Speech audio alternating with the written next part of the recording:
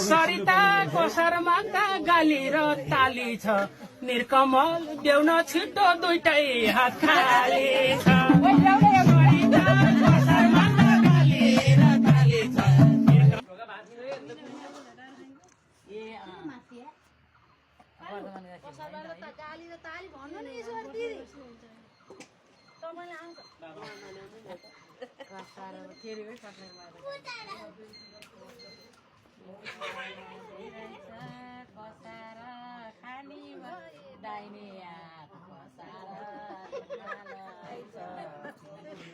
ल खिचिहाल्नु